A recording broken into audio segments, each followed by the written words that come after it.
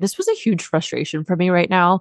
Daemon needs to stop playing fucking Ghostbusters in Luigi's Mansion and go get the hell out of there. If you're not going to get an army, get back to Dragonstone and go help Rhaenyra. Like, what are you doing? I totally agree with your analysis. I know it's very serious, but I just keep thinking about Daemon playing Ghostbusters.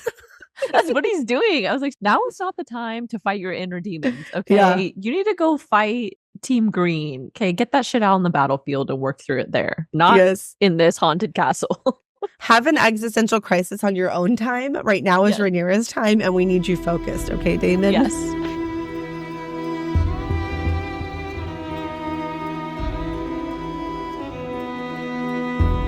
Hi, everyone. Welcome back to the Booktown Fantasy Podcast. We, Addison and Lorraine, are two best friends who love to explore the world of fantasy through books, shows, and movies, but with a heavy emphasis on books. Today, we are covering House of the Dragon Season 2, Episode 4. I am so sad about Rhaenys. Our fallen queen. The queen that never was and never will be.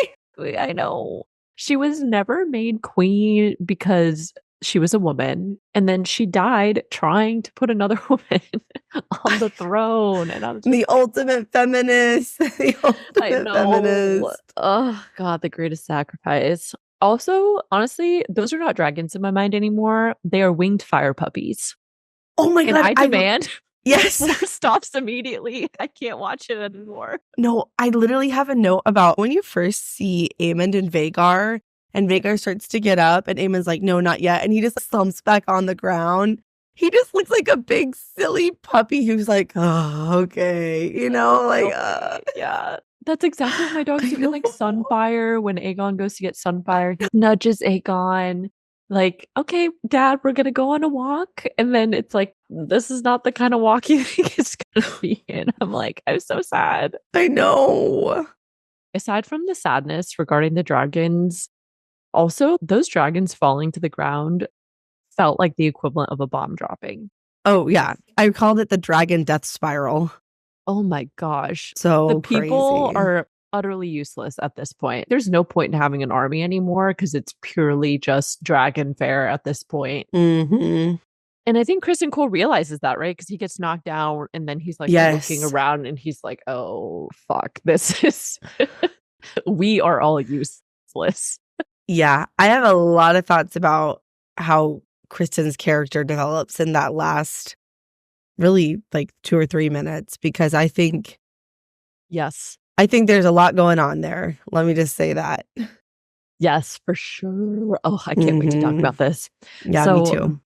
Before we get started today, we would like to remind everyone that this isn't an adult podcast where we will have explicit conversations. Explicit language may be used and triggering events may be discussed, so please adjust accordingly. Housekeeping. We are continuing our New Reader Crown of Midnight deep dives. We are about to record our last set of chapters this week. So we will be finishing that and then we will move on to Assassin's Blade next. So if you're looking for a fantasy book series to start, then so far we can't recommend Throne of Glass enough, and you should definitely start. Also, if you enjoy this podcast, please subscribe. That way you'll always be up to date when new episodes drop. That is all for housekeeping. So this is what you can expect from today's House of Dragon episode. First, we will start with the State of the Realm, where we recap key events. Next, we will hold a meeting with a small council to analyze key events and conversations. After that, we will continue our trial in the Fantasy Court of Law to decide which team has enough evidence to support their claim to the Iron Throne. And last but not least, we will also share our favorite moments from the episode. And without further ado, Addison, please update us with the State of the Realm for our episode summary. Of course. And might I just say, boy, stick around for the Fantasy Court of Law because we got some big updates today. Oh, all my complaining last week about how like, this episode just kind of fell flat for me. Surprise. Yeah, there's been a lot of progression. Obviously, because the war has really started now. Dude, you're not kidding. We open this episode with more of Daemon's delusions. The longer Daemon stays at Harrenhal, the more unhinged he becomes. This time, he sees a young Rhaenyra blaming him for what she's become. Unable to face her, he shockingly beheads her. He is then awoken by Sir Simon Strong, updating him on the movements of Cole and his success in taking over several of the houses on the road to Harrenhal. Daemon next meets with Sir Oscar Tully, grandson to Grover Tully, heir to the Riverlands. In a haha, I'm kidding, but seriously moment, Daemon implores young Sir Oscar to put a pillow over his grandsire's head to speed along his inheritance. To no one's surprise, young Oscar does not respond well to that suggestion. Meanwhile, in King's Landing, it is clear that Alicent is struggling in more ways than one. Between learning of her catastrophic misunderstanding of Viserys' last words and her unwanted pregnancy, she is becoming more and more unraveled. Things aren't going too well for Rhaenyra either. In her absence, her council has become more and more unstable and tensions are running high. The only person things are actually going well for is Criston Cole, which annoys me to no end. Cole has been very successful in his conquest of the houses in the Riverlands, as is evident in his scene with Lord Darkland, so much so that they have named him Kingmaker. Which, what a cool nickname, honestly. I hate him, but that's a cool fucking nickname, yeah. Alicent's not the only one becoming more and more unraveled. It seems that Aegon is also struggling. In the small council, it's clear that with each passing day, Aegon becomes more and more of a figurehead. It's also clear that Aemon is still greatly angered by Aegon's actions in embarrassing him at the brothel with Madame Sylvie, and he is carefully and coolly constructing his revenge, starting with embarrassing him in front of his own small council. Back in Harrenhal, Daemon continues to struggle to sleep and has more odd and unexplained encounters, including one with the mysterious and whimsical Alice Rivers. After another unsuccessful council meeting, Aegon storms back into his chambers and finds Alicent poking about for Viserys' old history books. In a devastating conversation, Alicent tells a struggling Aegon that he should simply do what is needed of him. Nothing. Rhaenyra finally returns to Dragonstone and is updated on the advance on Rook's Rest. She finally decides that it's time to unleash the dragons on the battlefield and sends Rhaenys to meet Cole's army. Everyone prepares for the battle to come, Aegon with Sunfire and Rhaenys with Meleys, and the siege begins. It seems all is well for Team Green's attack until Meleys is spotted.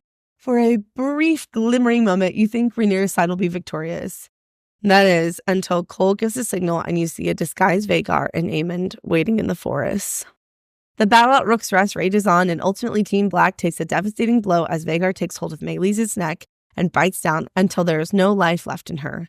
And the most devastating sequence, Rhaenys and Meleys fall to the ground and to their death. No. Just like a brief moment of silence. Okay. But Rhaenys isn't the only major casualty of the battle. As Cole comes to, he makes his way to Aegon and Sunfire and falls to his knees when he sees the condition they're in. The episode ends, leaving their fates unknown.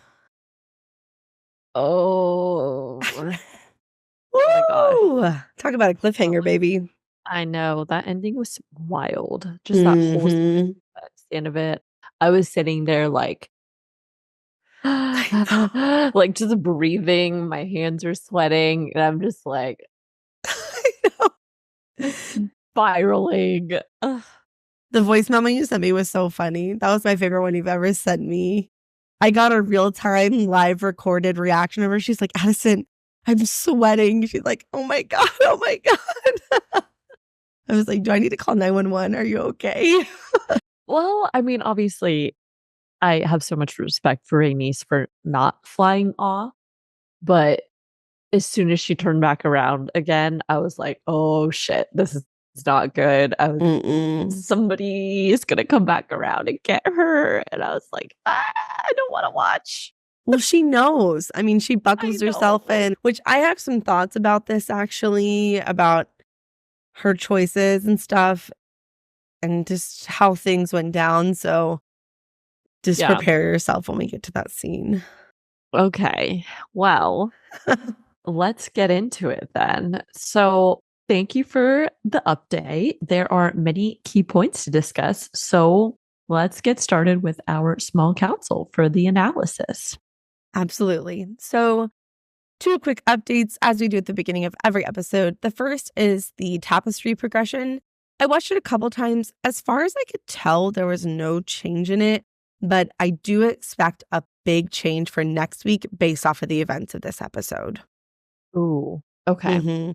Yeah, because Jaehaerys is part of the tapestry and the Ratcatchers didn't show up until at least the next episode, or maybe been 2 after. So I Mm-hmm. think it follows the events of the episode. So that way there's really no spoilers, I guess. But I expect a big change next week. So I'll definitely be on Yeah. the lookout for that. It's still fun to Well, watch. yeah, dragons falling, I mean, is a huge deal. I So, know. and I the loss of know. Rhaenys, I mean, she was such a key figure in the show up until this point. So Yeah. Yeah. It's pretty devastating. tragic. I know. Tragedy. So we also have to talk about the episode title. I don't know if anyone else had this problem, but I always watch it on Sunday night as it premieres. And this Sunday, when I started it, I told my husband, I'm like, oh, tell me what the episode title is. And it was actually not displayed. It just said episode 4. And in previous weeks, the episode title has always been displayed immediately. So I don't know if it was a glitch or if it was actually intentional. So that way nobody really knew what was going to happen. Obviously, I didn't know what was going to happen no matter what, because I haven't read the books. But for people that have read the books who know about Rook's Rest, maybe they didn't want to spoil it for them. Regardless, the next day when I watched it again so I could do my notes, the episode title was there. So I just thought that was kind of Okay. weird. But the title of this episode is The Red Dragon and the Gold. Okay, I'm going to try not to cry the whole episode. Of course, the red dragon is in reference to Rhaenys' dragon Meleys, and the gold dragon is Aegon's dragon Sunfire, which I'm going to say this every time we talk about Sunfire.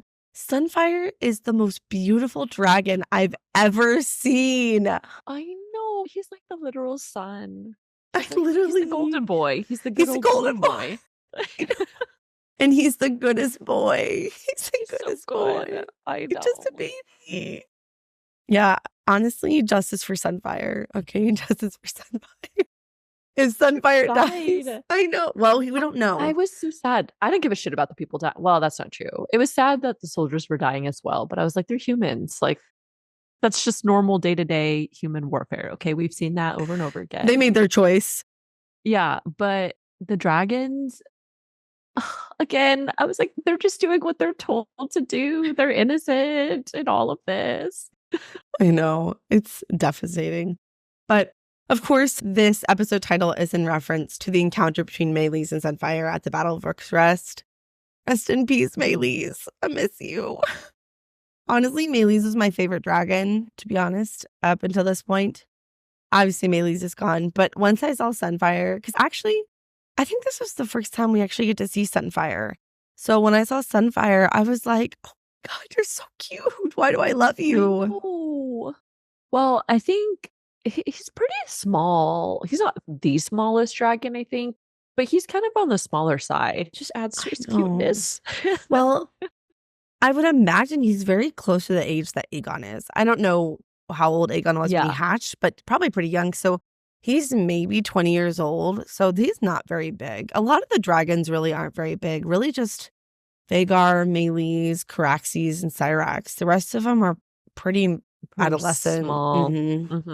Yeah. And then besides the unbonded, like Sea Smoke and Vermithor, etc. Oh God, I hope someone gets Vermithor. I really do. I know. I'm like, Rhaena, where you at, girl? Go get There's a dragon. Go get your dragon. A big badass dragon. You know, as I'm thinking about it, when I was watching the Siege of Rook's Rest, I kept thinking, how the fuck are they going to defeat Vhagar? How can this be done? And I really feel, as I'm thinking about it in real time, that someone's going to have to bond Vermithor. That's the only way, because Vermithor is the 3rd largest dragon, I think. Don't quote me on that. I would need to verify that. But Vermithor he's an older dragon. Yeah, of the existing dragons, I want to say, honestly, like the next closest. Has to be, right? Vhagar is the largest living dragon. Yeah. And I think it is Vermithor after that. So, I mean, obviously, Vermithor by himself probably couldn't defeat Vhagar, but if you had Vermithor in conjunction with a couple others, I feel like that's the only way to defeat Vhagar, right? Is to have a joint attack with multiple dragons that Vhagar just can't.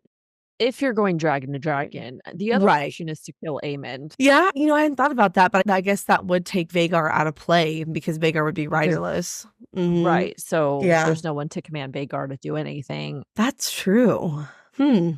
I mean, that's really the key, is just to kill the riders, essentially. If you don't want the dragons Yeah. to die, you just have to kill the riders. But that's kind of hard to do, I guess, in the Right. circumstances. Well, I mean, when you think about it, that's really in everybody's best interest because no matter which side wins, ultimately, dragons are still the most powerful force on the continent, and it would Mhm. benefit both sides for those dragons to still exist, even if they remain unbonded, just so they can continue breeding and laying more eggs.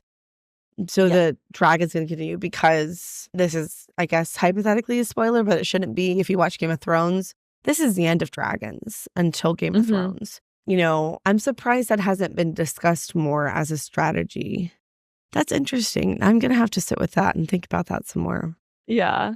But anyway, sorry, that was a big digression about dragons. That concludes the episode title discussion. And we'll now move to the opening sequence of this episode, which is Daemon in the throne room, which I was just so excited to see young Rhaenyra, who is played by Millie Yes. Alcock. She's just so great. She just plays young Rhaenyra so well. Like, she is young Rhaenyra. She I know. is the embodiment of her. So I was excited to see her back. But she is on the throne talking in Old Valyrian, and it's very muffled. It sounds very distant and distorted. And Daemon is very slowly walking towards the throne, and he says, "I can't understand."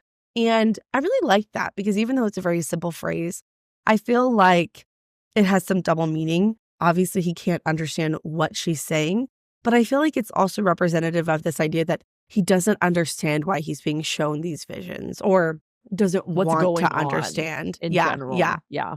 I think whatever is going on in his mind at Harrenhal is meant to show him his past and his failings so that hopefully he can rectify them for the future. But he can't understand. So maybe I'm Absolutely. reading too much into it, but No, I strongly agree that however it's manifesting, this is Damon's opportunity to actually sit with and work through all of the guilt and the shame that he's been suppressing, Mhm. both in regards to what he's done has impacted Rhaenyra's authority, but then also his entire relationship with Viserys and what that symbolized to him. Yeah. I also just thought it was interesting to point out that I don't think you really hear adult Rhaenyra talking Old Valyrian anymore.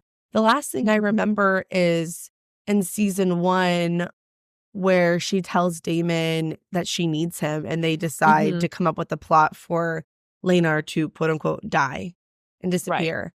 And after that, you don't see that anymore, which I gave it some thought, but I really couldn't come to any conclusion on why that is the case. But I thought that was kind of interesting that you don't see that element of her character because young Rhaenyra, that's like every episode she was having a conversation with Daemon and Old Valyrian. So I kind of miss Mhm. that. Yeah. Oh, I love hearing them speak in Old Valyrian. I know. Ooh, hearing Aemond, but not Aemon Aegon. does Aemon does it for us later on. Aegon. Oh, Not Aegon. It didn't really work out for him. Poor no. Aegon. Poor man. I mean, obviously that was his fault for not paying attention to it, Yeah. but he got schooled in that council meeting, to say the least. Oof. Oof. It's not Yeah. pretty. But as he approaches the throne, Rhaenyra's words become more clear to him, and she says, "You created me, Daemon, yet you are now set on destroying me, all because your brother loved me more than he did." And I think this is very representative of the internal struggle that Daemon feels, right? I think he Yeah. loves Rhaenyra, cares for Rhaenyra, but he does resent her a little bit for her inheritance and the relationship that she had with Viserys. And I think this is just evidence that supports that. He becomes very disturbed by this and he actually beheads her, which I was like, whoa, what a way to open an episode.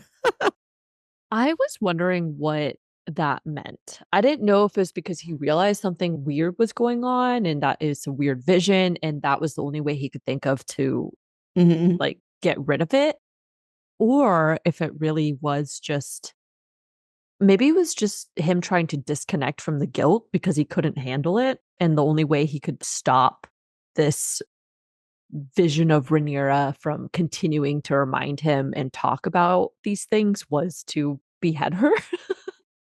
I took it a little bit differently. I think that you're right, but I also have this added element of I think it's very interesting after he beheads her, they specifically focus in on the crown hitting the ground. And I wonder if that is actually foreshadowing that Daemon's actions and choices will be the undoing of the crown. Because of this internal conflicts, he makes choices that ultimately affect Team Black in a bad way. That seemed very representative for the crown to literally hit the ground. You know, I was like, ooh. That's true. Yeah, like the falling of it The and falling, everything. yeah. So, Yeah. oh, So then that makes me nervous. I know. Everything about this show makes me nervous. I don't know why I subject myself to this torture once a week. Just for Sunfire, the goodest boy. It's exciting torture, though. It really is. Oh, Lorraine. Ooh. Whoa. So he sees Rhaenyra's beheaded corpse and she says, "This is what you always wanted, is it not?" And then it switches and you're kind of back to reality as you hear her voice and Sir Simon Strong saying, "There's been a raven." Daemon wakes up. Mm-hmm. He actually has blood on his hand, which I thought was kind of interesting. I'm like, where did that come from? Which makes me think that, oh, you have an idea about this? Okay, tell me. I was wondering if it is whatever stuff Alice was making. That's what I was going to say. Yeah. Okay. I didn't make that connection until I saw her making that in the next Daemon Harrenhal scene later on. But I was like, oh, that looks suspiciously like what was on Daemon's hand. Because, I mean, he wakes up so groggy after he drinks it in the later scene. And I'm like, what the hell was that stuff that she gave him? But I would imagine it definitely plays a role in this deep vision, lucid dreaming that he's been doing. Yeah, it feels a little odd at bare minimum. Feels witchy. Yeah. So as they wind their way through the castle to the main chamber where he's going to meet Sir Oscar Tully, Sir Simon gives him the update on Cole's progress, and that information is also introduced to us as viewers that Cole is doing very, very well. He has taken multiple keeps, none that are like super large or significant houses, but he continues to add more to his numbers. This is obviously nerve-wracking because he could set his heights on Harrenhal, and I believe Harrenhal has an army of like 12 people. Daemon plus what remaining Strongs exists. And I mean, I love Sir Simon. I love him, but he's not exactly in peak fighting condition. You know what I mean? They're kind of useless. This was a huge frustration for me right now. Daemon needs to stop playing fucking Ghostbusters in Luigi's Mansion and like go get the hell out of there. If you're not going to get an army, get back to Dragonstone and go help Rhaenyra. Like, what are you doing? I guess overall, he's really only been there for maybe a few days. But still, I'm like, you've just been informed by Sir Simon that Kristen Cole is making his way and taking down castles and shit. And what are you doing? I totally agree with your analysis. I know it's very serious, but I just keep thinking about Daemon playing Ghostbusters. That's what he's doing. I was like, now is not the time to fight your inner demons. Okay. Yeah. You need to go fight Team Green. Okay. Get that shit out on the battlefield and work through it there. Not in this haunted castle.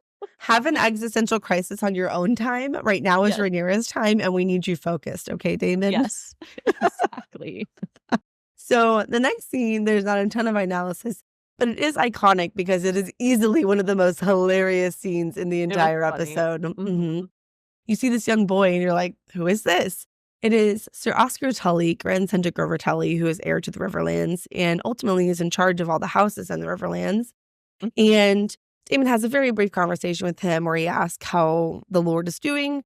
And we know from previous episode, he's basically incapacitated. He's essentially on death's door, kind of hospice level care.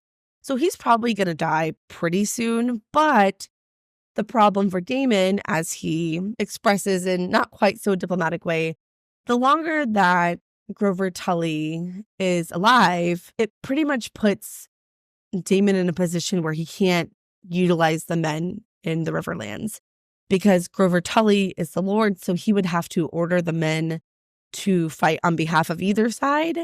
And he can't even drink water, basically. So how is he going to talk and order any men to do anything? The armies are immobilized right now. There's nothing they can do. Exactly. until they're instructed to do so. They're just kind of waiting it out. I think Daemon is not joking at all, actually. And he says, well, my time is short and I have need of an army. Perhaps you might place a feather pillow over his head and speed along your inheritance. And the way I literally almost spit out my drink Oh my was God. so I was like, funny. here we go. This is the first morally gray action of Daemon this episode. Okay. I miss Shadow Daddy Daemon, Started which County. I was very proud of myself because if you recall in the last episode, I said, I bet Damon's going to see Grover Tully and I bet he's going to kill him or suffocate him with a pillow. That is the exact thought I had. And I was like, that is totally something Daemon would do, you know? Absolutely. Yeah. Yeah. So obviously, young Oscar is taken aback by this and just like, I'm not going to murder my grandfather. But He's like, okay. that's not how we do these things. What are you talking about? Like, okay. And so Daemon just leaves and says, get the Blackwoods here. I need men who are ready to go. And as we know, the Blackwoods like a fight, especially if it's with the Brackens. Next, we go to the harbor back in Driftmark. And I feel like it is finally revealed who Alan is and why he's important. Or at least we're getting the beginning suspicions. Heavily implied what he is, I would say. Yes. And he is to them. Tell us, Lorraine. Tell us who he is. Oh, I think that he's the bastard son of Corlys. Yeah, I agree. Or a bastard son, which would also make Adam a bastard son as well. That's right. Yes. Because they're brothers. Well, I guess it's possible that he's not their brothers. They're just half the mother. Right. But I think it they're could not, also though. be. Yeah. I don't know. Actually, though, because remember Adam was sitting on the beach and he's the one that sees sea smoke fly overhead? Yes. And I was kind of sitting there wondering, I think my first speculation was, oh, maybe they're Velaryon in some way. But if they are in fact Velaryon as Corlys's bastard sons, then that means they can bond dragons. Oh, hypothetically, it does open the door for that. Yeah. Makes them useful and enters them into the season in a much bigger way. Yeah. Right? Yeah. I mean, we have been wondering why they keep showing up and why they're important. So that would make sense, actually. I pretty much came to the same conclusion, especially for two reasons. The first is when Rhaenys is talking to him, she says, your mother must have been very beautiful. And that's sort of a nod to this idea that Rhaenys does feel a sense of betrayal, that Corlys was unfaithful. And I guess her justification in her mind is that the mother was very beautiful. And that was Corlys's folly. But also, there's a very brief cut when Corlys and Alan are standing next to each other and they look so similar. Like their facial structure and everything. I was like, that is some really good casting. And I think that's very intentional. Yeah. That in conjunction with the conversation that occurs. We haven't seen Adam again, so who knows what he's up to. I'm thinking, as you said, maybe Alan and Adam are going to become important in terms of their ability to have interactions with dragons. But we'll see. We don't know yet. Yes. I think just more evidence to support that Rhaenys knows who they are is that she says, I know who he is. But then she also, which I think was a really good demonstration of Rhaenys' character, says to him that he should be raised and honored, not hidden away. I saw on Instagram a side-by-side comparison of how Catelyn responded to Jon Snow and how Rhaenys responded to Alan. And I was like, ooh, that's not a good look for Catelyn. Because Rhaenys, I mean, she's right. Alan shouldn't be punished for his past. It's not his It wasn't his fault. He didn't. Yeah, he's completely innocent in all of that. Yeah, he was the product of somebody else's actions and choices that he had no control over. Yeah. So we'll see what the significance of that is as a show progresses. But yeah, we'll just see. So after that, we're back in King's Landing and the Maester brings Alicent a tea. And this is a very familiar tea to us. If you'll recall back in season 1, it is the tea that is delivered to Rhaenyra after her one-night stand with Criston Cole, which I'm sure she regrets on so many levels for so many reasons now. Seems like Alicent does too. Oh, yeah, no kidding. Of course, Alicent is pretending it's for another young girl. Immediately, I'm like, well, That's for her. That's for Oh, yeah, her. absolutely. I also thought in that scene it was interesting that she is playing with the stone dragon from Viserys's old Valyrian model. And Yeah. I could be wrong, but I'm 99% sure that is a stone dragon that she had crafted for Viserys back in season 1. She gave him as a gift when they were doing their initial, I guess, courting, if that's what you want to call it. Oh. Mm-hmm. And then I just thought it was a little symbolic that she drops it and it Yes, I was breaks. going to mention the breaking of it. I was like, that's what I Mm-hmm. focused in on. And then her whole conversation with the maester. It's very obvious that Allison has spiraled. She's very confused about what to do in this situation. It's pretty much unraveled the past 20 years of shenanigans she's been involved with, right? She's realizing that, oh shit, everything that I had so much conviction in doing for Team Green, usurping the throne to put Aegon there, was all a sham, right? She was completely wrong about why she was doing this. Yeah, I think it's pretty obvious that she is just desperate for any kind of validation from anyone, that Mhm. there's even a possibility that this is what Viserys wanted. I mean, she's literally asking everybody. She's asking Larys, she's asking the Maester. And of course, what is the Maester going to say? He knows that's not what Viserys wanted, but he can't really say that. So he just says, I could not know. He never raised the matter to me, which is true, but also non-confrontational. I think it was his pause, though, that was most indicative to Allison of what he was really saying. Because, of course, he's going to say, I don't know, and be non confirmational about Viserys' intent. But that pause alone Oh, gives yeah. you enough confirmation of what is suspected, that no, Viserys did not actually want Aegon on the throne. Yeah. Which I think Allison knows, but hearing Yes. it is really like, Yeah. Yeah. yeah, yeah. Oh, actually, I have a quick question Oh, yeah. about the tea. Do you think it's actually going to work?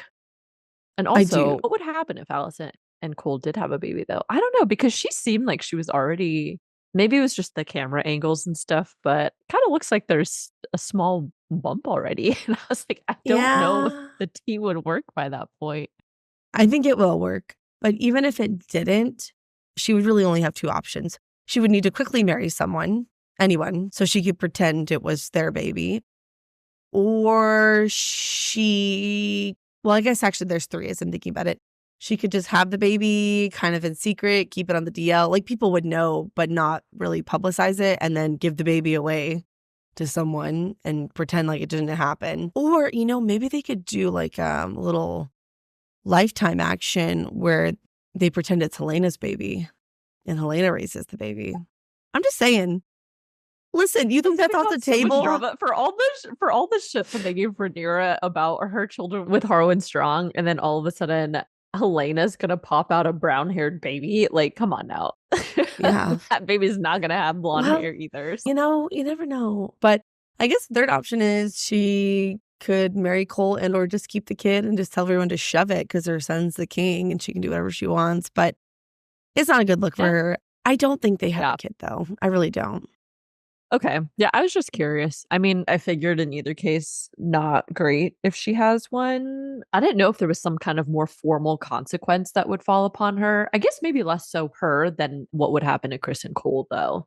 Because Chris and Cole, as Mm-hmm. a King's Guard, I mean, they're literally not supposed to be sleeping with anyone, right? Like, Oh, they yeah. have like vows of Vows, chastity and everything. yeah, celibacy, yeah. The other thing, and this is very nefarious, and I don't know why I'm going so far into this because I guess it's just kind of fun to think about, but I feel like knowing Allison, she's clever enough to say that she was sexually assaulted and that the child is a byproduct of that. In this universe, this society is obviously very archaic and they would still blame Allison, but I think it would be just enough to get her out of it, where they would just kind of ignore it, cover it up, and then maybe give the child away or something after it's born. Okay. I don't know. Fun little thought experiment, I guess. Yeah. Yeah. I didn't mean to go so deep on that, but now I'm like, damn, what would she do? Thanks a lot. You're welcome. But after that, we're back at Dragonstone. It's a pretty quick scene. Really, all I have to say about this is Rhaenyra's council is full of obnoxious douchebags. Her council is really not helpful. It feels that there's not a lot of people strategizing there. They're just sitting there complaining, where's Rhaenyra? Why is she not sending the dragons? I'm like, nobody can think outside the Which box. I Nobody will can. say, I think is partly because Rhaenyra has not named anyone as her actual hand. And Yes. therefore, nobody really has the authority to make any decisions unless Rhaenyra is there to Mm-hmm. make them for her, which I do feel like was kind of silly. For example, why didn't she just name Rhaenys' hand? That would have solved a Yes. lot of these issues. I mean, Rhaenys kind of steps in and takes that role to an extent. But again, Mm-hmm. she doesn't have any decision making power, right? So all she can do is sit there and calm the council down and just wait for Rhaenyra to come back. Mm-hmm. I've started to wonder about that too, because it is starting to affect her council because she keeps Mm-hmm. fucking disappearing. I have some thoughts about Rhaenyra's actions thus far.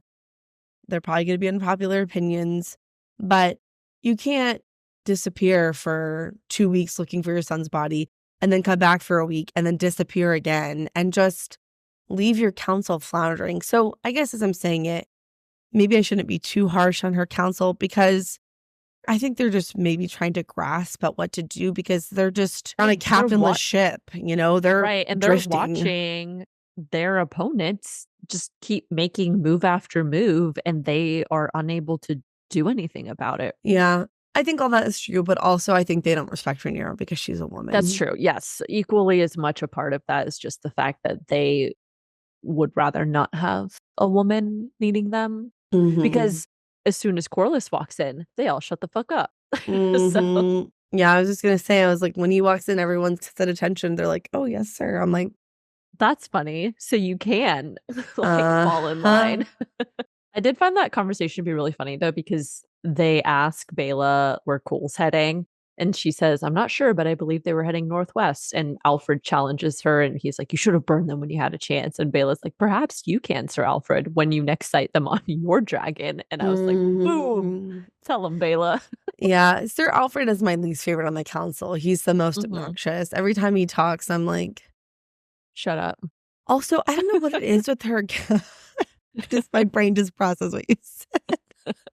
I don't know what it is with Rhaenyra's council, but I feel like every time you have a scene with them, one of them is making some kind of reference to something really sexual. The one in this scene is like more unraveling than a Lysini orgy. And I'm like, what? Oh, That yeah. was where your mind went? That's the It was best like comparison you could think of. And there's so out of another, pocket. yeah. And I think in another episode, there's a similar comment made, just, really sexually inappropriate. I'm like, this is what you came up with? That's the best you could think of? It's just weird. Yeah, that is really odd. Yeah, I don't I don't know. know. I get the ick from her counsel, so Yeah, yeah, not a fan. Not a fan. So, we leave the council and we catch up with Sir Kristen Cole, who is still not rocking that haircut. Still not the vibe. Still not doing it for me. mm-mm, mm-mm. But they are in the aftermath of the battle for House Darkland. And I mean, it's pretty obvious that Cole has won. There's a lot of dead men on the beach. And he tells them, you have a choice. You can support Aegon, the one true king, and join our army, or you can die. And I got to hand it to Lord Darkland, the hero we didn't know we Yes. need. You Mhm. know, it's really brave of a lot of these characters who know that if they don't bend the knee, they're going to die. And they're like, nope, going out, guns blazing. You know what I mean? Like, Yep, yep, I'm yep. gonna stick to it to my dying word. Because they're sentencing themselves to death. Because I'm be honest, I'd be like, oh, yeah, yeah, yeah, absolutely. Aegon, the one true king. And I would either just pretend and hide, or I would defect, or I would just lie. I'm sorry. I ain't going to my death because of honor. I'm sorry. I'm just not going to do it. I'm not going to do it. That's true. Yeah, I mean, Lord Darkland is like, is there no honor left in this world, Cole? Sacking your queen's own castle and putting her people to the sword. He calls him a kingmaker, and then he spits at his feet. Like, yes. He really does go out words blazing. Yeah, and then his last swing was you. like, you are not fit for the white cloak. Damn straight. I was impressed by his fortitude because I don't think I would have maybe been as staunch in my support as him. But regardless, he's dead now. So it doesn't really help anybody. But right after that, Cole says we're going to Rook's Rest. And you can see there's some confusion. Rook's Rest, who cares about that? And I was thinking the same thing. I'm like, no, why are we not going to go to Harrenhal? Because I really thought we were going to go to Harrenhal. I keep waiting for this conflict with Daemon. But boy, fuck me, am I right? Because I did not know anything about Rook's Rest. I did not know it was going to happen. And I was literally like, I was not prepared. I could tell when he said that it was very clear that Cole had some kind of other plan, but it didn't become clear until the next council meeting. Oh, with Aemond. Yeah. Right. Involving Aemond, that I was like, oh, okay, this explains why Cole wasn't heading towards Harrenhal. Yeah. He had something going on with Aemond. And then it took getting to the end of the episode yet again to fully realize what their little plot was. But I was like, oh, okay, Cole has something planned right now.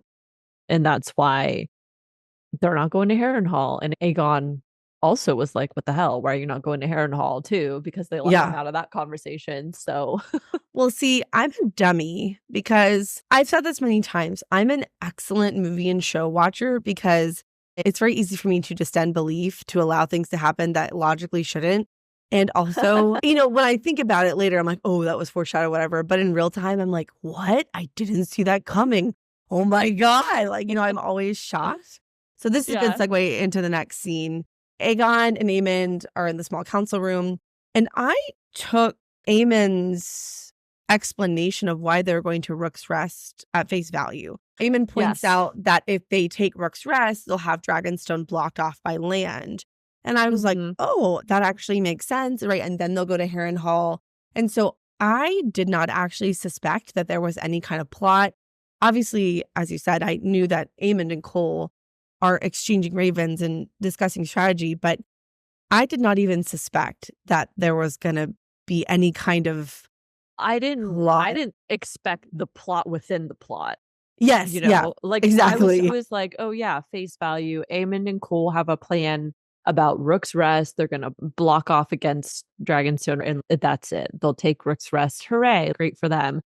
Had no idea what was being planned, that the dragons were involved with this too, and that it was just a plan to bait them out so that they could kill one. I was like, oh my God. Not for a moment did I suspect that's where that was going to go. Not even for a moment. Completely shocked. Yeah. So in that council scene, there are a couple things that happen. The first is Aegon is extremely pissed about Daemon taking Harrenhal. And he's especially mad at Larys because that is technically Larys's castle. He's the Lord of Harrenhal. And I thought Larys's explanation was pretty solid here. He was just like, Harrenhal is basically a time and money suck. Don't worry. This is actually good for us because Daemon's just going to be preoccupied with holding it. And that's actually beneficial to them because Daemon is clearly the best military asset that Rhaenyra has, not just for his dragon, but for his mind and, prowess his on the battlefield. Experience, actually, and being in battle too. I thought that line from Larys was actually really funny because he's like, no, it's a shithole. I have all the money. Don't worry about it. Yeah, leave it alone. Exactly. It's just there's Simon Strong and Daemon. Don't worry. The dream team, baby. But it is then revealed that Kristen and Aemond have been plotting, in Aegon's words, and he's very, very upset. And this is when Aemond exacts his revenge for the humiliation with Madame Sylvie. He starts talking in Old Valyrian, which first let me just say, because Aemond is a shadow daddy. He is a shadow daddy, okay? He is, yeah. It's not up for debate. He and Daemon, obviously, I'm still vibing Daemon more. But, Aemond, it's the eye patch. It does something for me. I don't know why. He is quickly climbing the ranks. Yeah. Shadow daddy status. He really is. But he starts mocking him in Old Valyrian. And he says to Aegon that he was busy with more important things, like choosing his sobriquet, which I had to look up because I'm a dummy. That means nickname. So if you recall, this is kind of a running joke. Is he Aegon the Magnanimous or Aegon the Strong? And then Aemond also makes a comment about how he is naming morons to his Kingsguard, which both of those things are accurate. But I think this really hits home for Aegon because it is quite literally his worst nightmare. His brother is openly mocking him and all the choices that he's made as king in front of the small council. And I think there's this heightened awareness of the inadequacies that Aegon feels compared to Aemond. And then this scene was so cringe. I got secondhand embarrassment from this. Aegon tries to speak Old Valyrian, and it's total nonsense.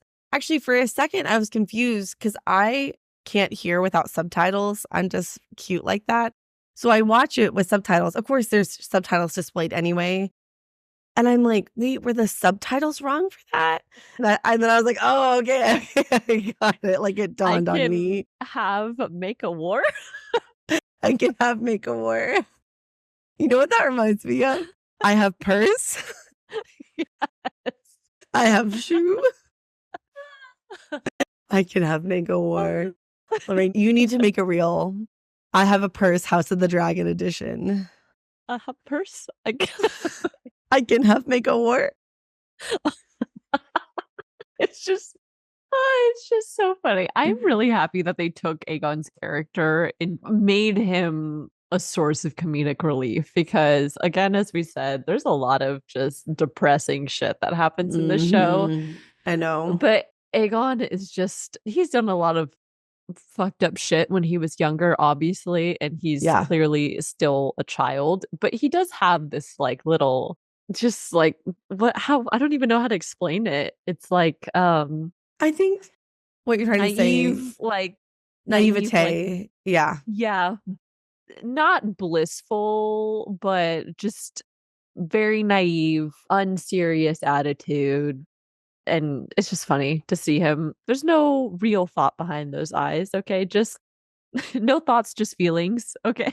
I think maybe we all see a little bit of ourselves in Aegon because he's very young. I think he's going through his early 20s. Who am I? What am I doing? What the fuck have I been doing with my life? What is my purpose? And he's just, he's struggling. And I think we've all been there in some way or another. And so it's hard not to relate to Aegon sometimes. And I know. The thing about Aegon is that I really don't think he's evil. I think he's just lost and he just has no direction and he is desperately searching for that. It's hard not to sympathize with Aegon, you know? And honestly, I don't think he would be a bad king. I really don't. I don't think he would maybe be the best, but I think more importantly, he wants to do a good job. And knowing that it's hard not to at least feel for him, if not support him, you know? Plus he has Sunfire and the two of them together, they're just babies. Well, I mean, Aegon feels a little bit like a golden retriever in a way. Like, yes, he really does. Just like Sunfire. He just wants to do a good job. He just wants to be involved. He just wants to be a happy king, but nobody lets him. And everybody undermines him, which you can make an argument for why that is, because he's not the most strategic about what he's doing. I know. I will say he does have some balls. I mean, he's like, you know what? I'm going to go ride Sunfire into this battle. It doesn't matter what happens to me. I want to be involved. So I'm going to involve myself, which is fairly ballsy. Not smart, but very ballsy. Well, I think he had quite a bit of liquid courage to help him come to that decision. That's true also. But the only other main takeaway I have from that council scene is, first of all, just that entire conversation really highlights the difference between Aegon and Aemond. Aemond is so serious and just more prepared, I think, to be king. And the other thing I want to point out, and we'll talk about this in Fantasy Court of Law too, is that the strategy that Team Green has devised here is just really brilliant. I mean, obviously their string of victories is very helpful in ensuring their victory, but it feels like the scales have tipped so far. I just don't know how Team Black is going to get the upper hand here. Team Black is just so disjointed. They're so far behind. The killing of Jaehaerys really set them back. And I'm just like, how are we going to get this together? How are we going to get this going? I was wondering about that, but then after you see the Dragon Wars, I'm like, it doesn't matter what kind of plan they devise. The Mm, men and what they're doing on the ground is basically nullified. Any efforts on that front become nothing when you start to involve the dragons, as we see. And so it really does just become a matter of what can you do with your dragons? How many dragons can you have? That's kind of the sense that I yeah. get. I still think that what they're doing on the ground is going to play a role, but it's just taken such a huge back seat in comparison to the dragons now. But I don't think that negates the fact that Team Green is really good at strategizing. And I thought that was interesting to see Kristen Cole play more of that role too, because we've seen him fumbling a lot of things. He's made a lot of bad choices, but it seems like he's really in his element alongside Yeah. Aemond. The two of them are really more comfortable when it comes to plotting warfare and really being on the ground and involved in that manner. Oh, yeah. They're a formidable pair, the two of them, Yeah. honestly. Yeah. Yes. Yeah. I was watching some kind of interview with Ewan Mitchell, and he was referring to the scene in the first episode where he and Cole are talking about strategy, and he called them the Shadow Council. And I was like, oh, okay, that's a badass name, but that's kind of what Yeah. they are, right? They're a shadow Yeah. council within Aegon's small council. And so that's how I am going to refer to them now. But that's really what they are. And they really are, they're carrying Team Green hard. Yes. Yeah. In fairness, they have Vhagar, and that's a pretty big back to carry a team on. Yeah. This is true. Yeah. I guess aside from that, though, I agree that this was completely just Aemond exacting his revenge in this moment for, I think, Mhm. literally all the years of torment he experienced at Aegon's hand. Oh, yeah. I was a little shocked that he did it in this way. It was really cutting. I was like, ugh, like I felt that deeply. I was like, Hmm. ooh, this is I mean, he cut deep with what he did and then what he goes on to do I later as know. well.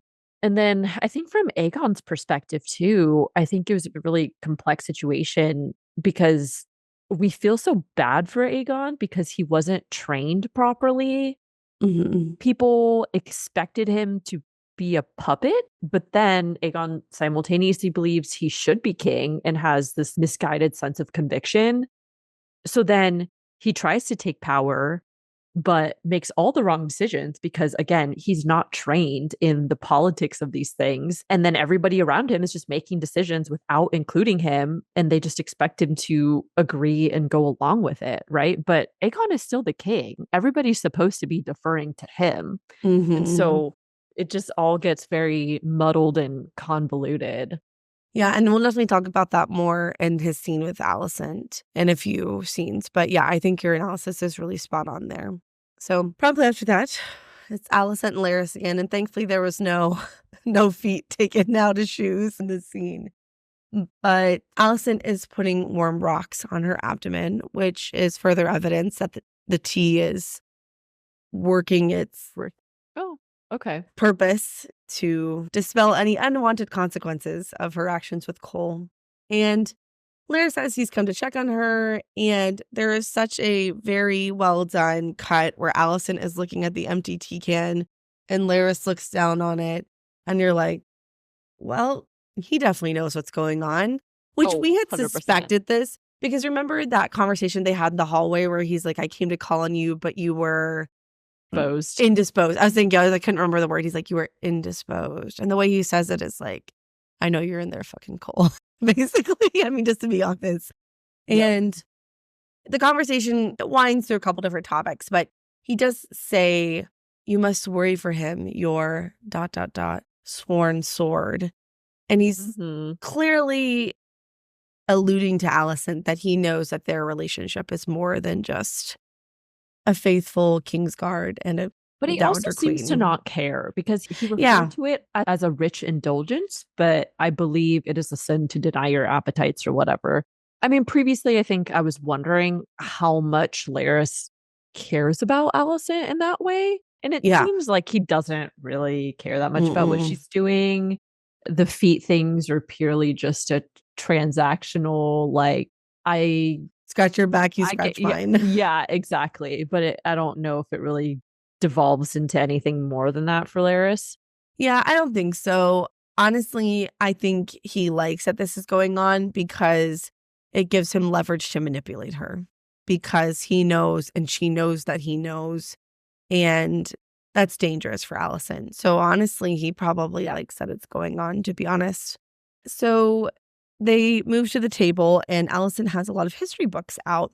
And I first thought this was interesting because immediately to me, I was like, oh, she is probably researching Aegon the Conqueror and the Song of Ice and Fire. This is Mm-hmm. her way of trying to confirm what Rhaenyra said. And Yep. Lyra says, I didn't know you shared your Lord husband's love for the histories. And she kind of just tries to brush it off like, oh, maybe not his love, but I'm still interested. But I think there is no question that she is trying to verify what Rhaenyra said. And the conversation goes on, and this is one of the pivotal scenes I think that we've seen in trailers from the very beginning, where Alicent says the significance of Viserys's intentions side with him. Yeah. And just the way this conversation unfolds, I think is really important and really highlighting that Alicent's character is really struggling with the news from Rhaenyra. But I think ultimately she's coming to the realization it doesn't matter anymore. She can't undo it, and they're too far progressed to change the course. And it's just kind of, honestly, this is so cliche. It is what it is, really. I don't know. What did you think about that? Yeah, that's the sense that I got too. I think that's true. I mean, she's still struggling with it because I think it's a really hard situation because this isn't just some inconsequential thing. I mean, you're talking about a massive war that has significant impacts not only on the kingdom, but also the entire Targaryen family. And so the weight of that, of realizing that your misinterpretation of what somebody said has now caused this huge, massive outcome. I mean, I can't even begin to imagine trying to reconcile something like that.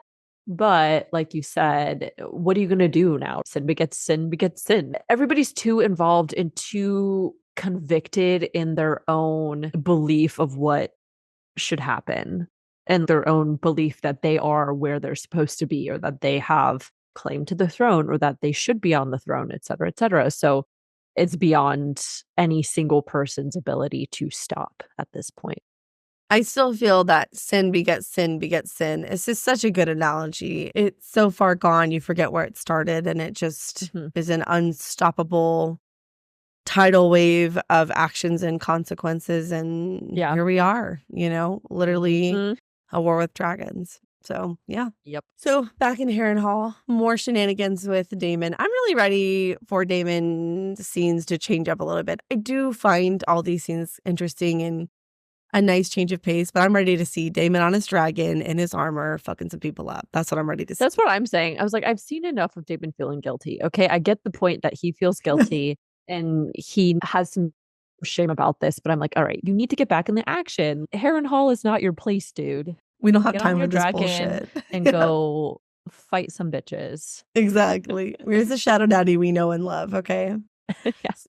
So the first vision, delusion, dream, whatever you want to call it, he has is he hears someone run by his door and he gets his sword and he's following them. And from the back, it looks like Aemond is running through the castle and he's Mm-hmm. chasing Aemond. But then when he turns, it's actually a reflection of himself dressed like Aemond. And I had to think on this for a while before I came to a conclusion. And the conclusion I came to is that I think it's because he knows what Aemond is. Aemond is a calculating, maybe slightly psychopathic murderer. He's very cold at bare minimum. He's very calculating. You could argue he's not a great person. He's a shadow daddy, right? And I think that Daemon is ultimately afraid that Aemond is a reflection of himself and that he's this kind of cold, morally aimless person. And so there's sort of this mirroring where he's like, am I really like that?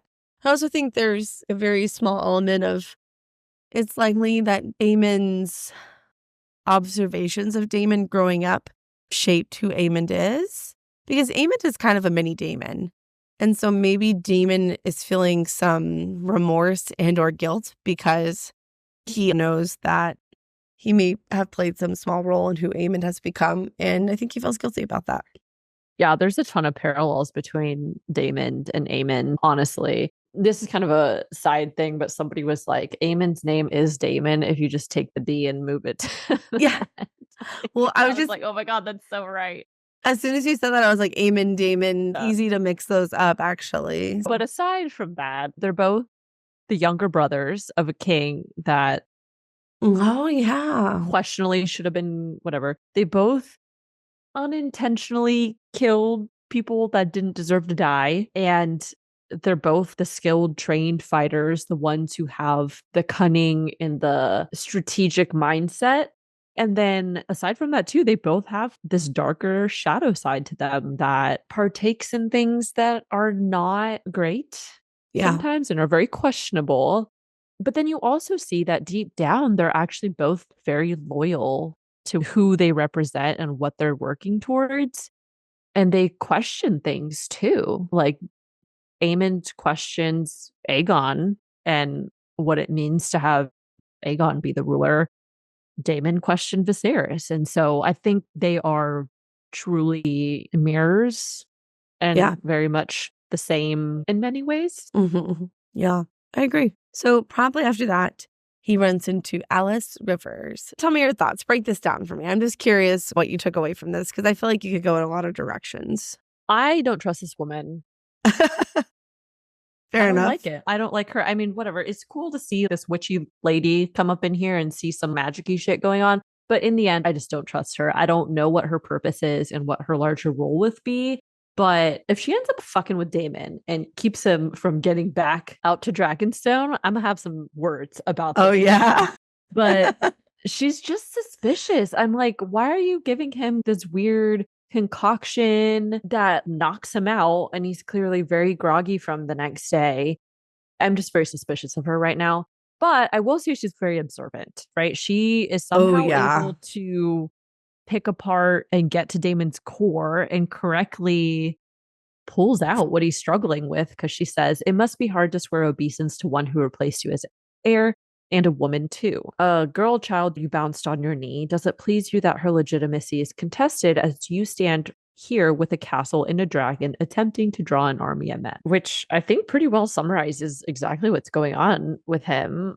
So I don't know how she knows that, but again, if anything, just points to the fact that she is some witchy woman. Her abilities allow her to see things about people, perhaps in a way that others may not be able to do. So I guess we'll see what her larger role ends up becoming.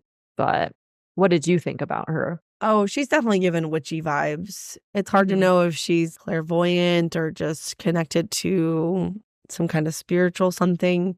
I think you're right that she's absolutely observant. I don't know if that's just because she can read people really well or because she has some witchy powers that kind of let her into people's minds. I did think it was interesting, just a little bit of world building. I don't think it's super relevant necessarily to this episode or, I mean, anything moving forward, but just world building really. Is that she says, Harrenhal's been cursed since its first stone was laid. Black Heron felled the grove of weirwood trees that grew on these lands, heart trees imbued with the spirits of those who lived long before he came. Because I thought that was interesting because I've always wondered why Harrenhal is cursed, what caused that to happen. So I thought that was an interesting explanation. And then she also points out that the bed that Daemon is sleeping on is made from the same heartwood tree, which maybe would explain part of why he's having troubles sleeping because the very wood from the tree that his bed is made of is this kind of weird, mystical heartwood tree. So just a little voodoo there. But I thought that was kind of interesting. But yeah, she's an interesting character. I really have no idea where her character is going to go, what role she's going to play. If she'll kind of disappear when we leave Harrenhal, I'm not really sure. I could go in a lot of directions with that, but she's given bad vibes. Very sus. Yeah. Also, this kind of random. I thought it was kind of funny when she's like, I'm a barn owl stuck in human form. I guess she's just like a weird. She's just weird. Yeah, just kind of an odd, whimsical person. to some extent. Yeah. They give us an explanation of what's going on with her. Yeah. We'll see. So she gives him a drink of some sort and says, drink this, it'll help you sleep. And he takes a drink, and all of a sudden he's at a table, and you can tell he's like, it's like he just woke Yep. up and he's like, where the fuck am I? And he is at a table with Sir Simon Strong and Sir Willem Blackwood of House Blackwood. Yes. And Daemon is just very out of it. Two things happen in this scene that are important.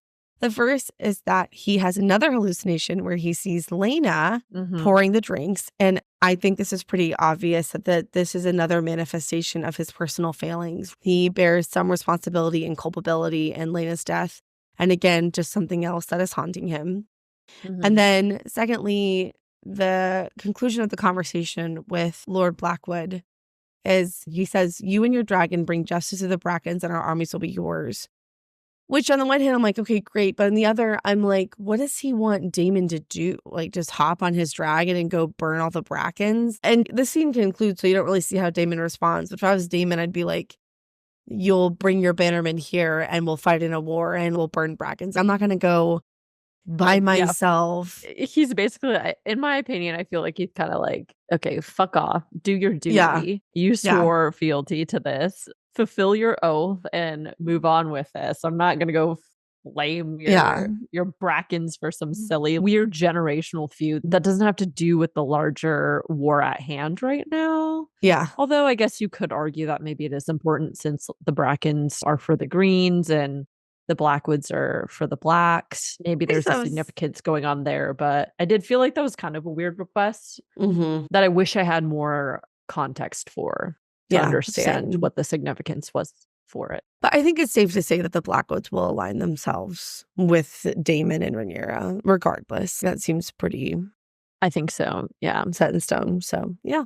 Next, we're back at the Green Council. Aegon is playing with his little stone ball. And you can tell that he is just really turning over the events of earlier in his mind. And he basically just has a little outburst and he's like, you bore me, and just gets up and storms out.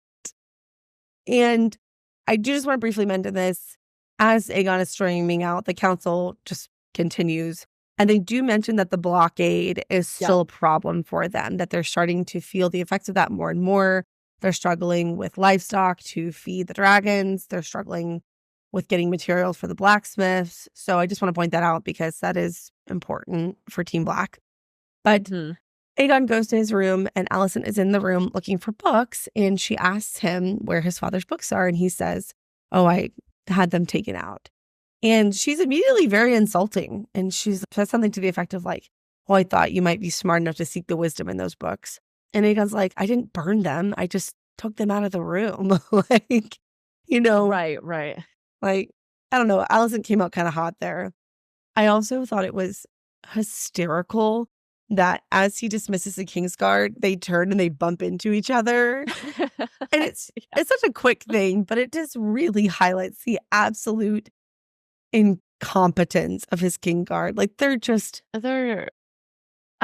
really don't know why they're there. I mean, they're just Aegon's friends and that's why they're there. But I'm also like, oh my God, somebody needs to get Aegon some new Kingsguard. Oh, I know. These people are useless. Absolutely useless to him. Every time I see his Kingsguard, I always think of Professor McGonagall in Harry Potter, where she says bumbling band of baboons or something like that. Oh, yeah. Yeah. And I'm like, yep, that's what they are.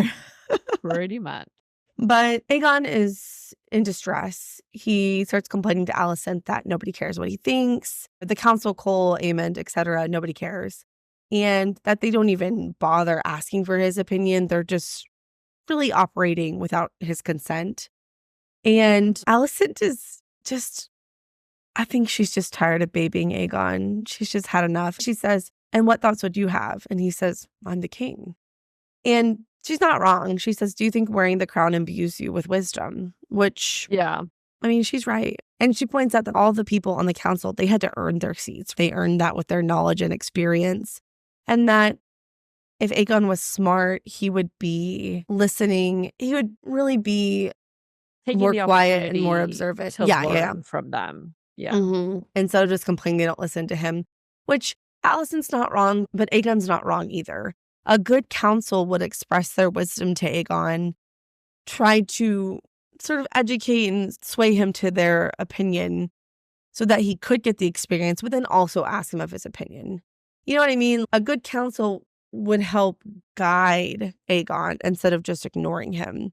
It's just kind of this weird relationship because it's pretty clear Aegon wants to be involved and included, but it's like the council just kind of thinks he's an idiot. I don't know. It's a weird dynamic. I was really frustrated with Alicent by this. I do understand where she's at just because, I mean, she's pretty much checked out at this point. She's like, there's nothing else I can do. Things are just going to shit. It kind of feels like she's exasperated and has given up more or less. But in her response to Aegon, I just felt like it was very ironic of her that she's like, those people earned their seats, basically implying that Aegon did not, which he didn't. But I'm like, you guys put him there. You, of all people, should be the most concerned after all that fucking effort to put Aegon on the throne and all the shit that went down because of All it. that effort. Now you're going to have the audacity to just be like, they earned it. You should listen to them. Like, I really understand Aegon's frustration with that because Aegon, again, grew up believing that he had the right to be there. Everybody around him told him that he had the right to be there. And then they just pulled the rug out from him. And they're like, actually, nope, sit down, shut up, listen, don't be involved. Just put the crown, be a pretty face, be a figurehead. I get it. I really do, because it shatters Aegon's worldview. And I think it was really harsh of her. Granted, understand it, like Aegon has been a shit. He just naturally did not have many of the qualities that would make him the best option for a king. But regardless, in this world, he was the firstborn son, and this is where he ended up. So you'd think that they would be doing everything that they can to continue helping him be successful. But at the larger end of all this, Aegon's only there because they wanted him there so that he could be a puppet, right? This was all Otto's plan, to put him there and then just use Aegon as a front, just naive and unaware of what's really going on, so that they could all run everything in the background. Otto, Alicent, the council, they really wanted to be the ones to do all this. And now when Aegon combats that and is like, I'm the king, I should have a say in what's going on, then now Alicent's like, oh, no, you should be just listening. There's nothing for you to do. It does really upset me. I do mostly agree with you. However, I'm going to play devil's advocate because it's fun. Think of it from Alicent's perspective. Aegon's been king for a few weeks, and what has he done? He's gotten drunk. He's named his friends to the Kingsguard. None of his actions seem to indicate that he's taking it seriously, that he wants to try to do any better. He'll sit there and complain, nobody listens to me. But at least what we see as a viewer, and probably is accurate to his actions thus far, he's not really making an effort to do anything meaningful. Yeah. To Alicent's point, he's not sitting there studying history books. He's not talking to people that are wiser. He did dismiss Otto, which was a really stupid fucking idea. Yeah. Basically, he's gotten drunk and thought of a nickname. He's named his friends to the Kingsguard, and he fired Otto and named Kristen Cole the Hand of the King. And so it's hard, I think, for Alicent to take him seriously because she's like, none of your actions have indicated in any meaningful way that you actually care to take this job seriously. That's true. I think both are correct. I also thought it was interesting, after Alicent belittles him, he looks down and then he looks up, and there's a really interesting tonal shift in choice of words. And he goes from tread carefully to, what would you have me do, mother? And I think just that little shift in calling her mother, he's like, okay, I'm not the king and you're not the queen. I'm the son and you're my mom, and help me. Yeah. And instead of taking this opportunity to be a mother, what does she do? She says, do simply what is needed of you. Nothing. Right. That broke me. Oh, God. I was like, I think that's also a large reason why I'm so frustrated, because that's all Aegon has really ever wanted, is just to be cared for and involved in the family. I know. And like he's just pining for all the affection and validation that he never got as a kid. And it felt very evocative of the scene when they're taking their carriage ride to his crowning. And he's sitting and he's like, I forget exactly what he said, but He asked if she loves him. yes, yeah, it felt very much like that. And again, Allison kind of skirts, Dismissive. Yeah. yeah, she kind of skirts around it and just blocks herself off from her role, which I understand why Allison is like that because she couldn't be mothered because her mother died. And Otto obviously had his own separate ambitions and used Alicent for his own greater plans and everything. But I don't know. I'm like, Alicent, Yeah. he's your I kid. Like, I mean, time and again, at its very core, this show is about a broken family.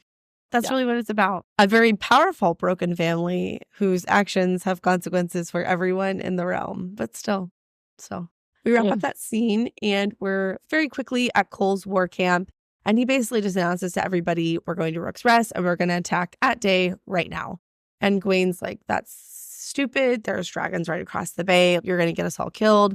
And Cole's like, yeah, I'm in charge. Which at the time you're like, yeah, why are they doing that? Surprise, you're fixing to find out.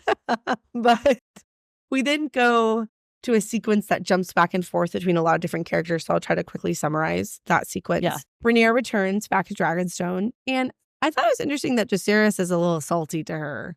He is Yeah. mad at her. And I'm like, Okay, I feel like I'd been picking up on this though, because and it literally, I think it all started with Daemon. I think you Daemon think so? I think it started with the fact that Daemon has just been going off, taking action, so to speak, without Rhaenyra's Consent. consent. Essentially, Jace has wanted to do something, but he's kept quiet because he's deferring to Rhaenyra. But he's always in the background, just like glowering. You know, he's got his furrowed brows. He's always just like serving face in the back. And it really feels like he wanted to do something. And Yeah. now he's finally expressing, I think, his frustration with the lack of action. So, Yeah. I think that's fair. I will say, unpopular opinion, people are not going to like this. I think Rhaenyra's actions since all of this has occurred at best makes her a bad strategist and at worst makes her a bad queen. Because I'm not trying to knock on her, but it's been 3 weeks, 3 weeks, maybe a month. She spent 2 weeks, abandoned her council, abandoned the war effort to look for Lucerys's body, which from a human perspective, I'm like, that was her son. She needed closure. But from a war perspective and a ruling perspective, she just fucking abandoned her council. She abandoned her government. yeah. Okay. And then she gets back for a few days, a week maybe, fights with Daemon, sends him off. I mean, I know you know what I mean. She doesn't really send him off, but that's not the best strategy. And then she decides to do the most insane, stupid fucking thing she could possibly do, which is sneak into King's Landing, get to confront Alicent. I think Jacaerys' outrage is totally justified. She could have been slain or captured. And the entire war is about her. If she's gone, it's over. What are they all doing? Yeah. Maybe some people would still support Jacaerys' claim, but I think if she dies, it's done. Because you've got the added element that Jacaerys is a bastard, and people just don't have the relationship that they had with Rhaenyra or the idea of Rhaenyra. And she is not making good decisions. And how can she? Because she's not even there to know what's going on.